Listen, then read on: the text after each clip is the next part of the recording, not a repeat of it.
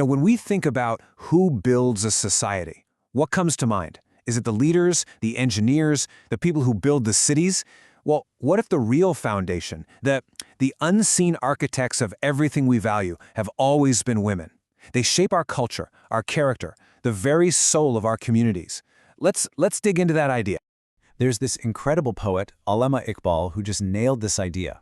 He said the universe gets its color, its life, from women. And get this, he said that her flame, her spark, was so bright it could outshine even the genius of someone like Plato. I mean, just think about that for a second. It's this beautiful idea that greatness, real inspiration, it so often starts with her. Okay, so that's the beautiful, poetic ideal, right? But, and this is a big but, what's the reality on the ground? What's the actual day-to-day for millions and millions of women, particularly in developing nations? Well, sadly, that picture, it looks a whole lot different. So, to really get why there's this huge gap between the ideal and the reality, we've got to look at the barriers. I want you to picture them as three massive, formidable walls. These are walls that don't just hold women back, they actually weaken the entire foundation of society. The very first barrier is what I'm calling the wall of education. And look, this isn't as simple as, oh, there aren't enough schools. No, it's way deeper than that. It's about these deep-seated social rules that say a girl's education isn't a priority, that her place is in the home, that getting married young is more valuable than getting a diploma. It's this idea that learning is some kind of luxury she just doesn't need. And the scale of this problem, it's just staggering. I mean, in some parts of the world, fewer than 40% of women can read. Less than 40%. Just let that sink in. It really boils down to one critical, almost impossible question, doesn't it? How can a mother who is never taught to read be expected to raise a generation that can?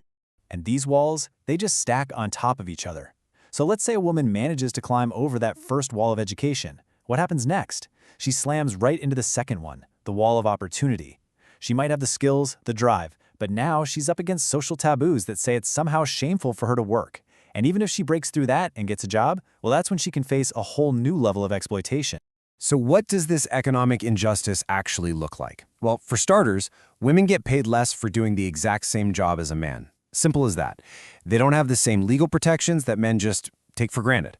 And when it comes to basic fundamental rights, like owning property or inheriting from their family, those rights are often denied. And that brings us to the third wall. And honestly, this one might be the most devastating of all. It's the wall of safety. This is all about the constant looming threat of violence and a justice system that just fails to protect. It's a wall built on pure indifference and, frankly, deep-seated bias. Now, it's really, really important to get this. We're not just talking about random acts of crime here. This is systemic. It's baked into the system. You hear about these horrific things like honor killings, acid attacks, kidnappings. And yeah, maybe there are laws on the books that are supposed to stop this, but what good is a law if it's never enforced? The courts can be incredibly slow or just plain biased. And you see this chilling double standard, right? Where a man's aggression is, seen as strength, but a woman who just stands up for her own rights, she's seen as causing trouble. So, okay, after hearing about all these walls, it's pretty easy to feel overwhelmed, maybe even a little hopeless. But here's the thing, there is a path forward. There's an actual blueprint we can follow to start tearing these walls down and, reinforce that foundation of society for absolutely everyone. So what does this blueprint look like? It's basically a 5-point plan. First up, awareness. We got to launch campaigns to change those old mindsets and teach people about fundamental human rights. Second, education. This has to be an absolute non-negotiable priority, especially for girls in rural areas. Third, the law.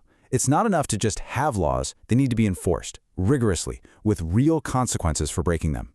Fourth, economic opportunity. This means creating real pathways for women to succeed through job training and support. And finally, number 5, healthcare. Simple as that. Every woman needs access to proper healthcare.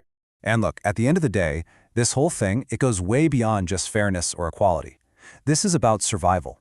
It's about progress. I mean, think about it. How can any nation possibly move forward? How can it truly succeed if it's leaving half its people behind? It's impossible.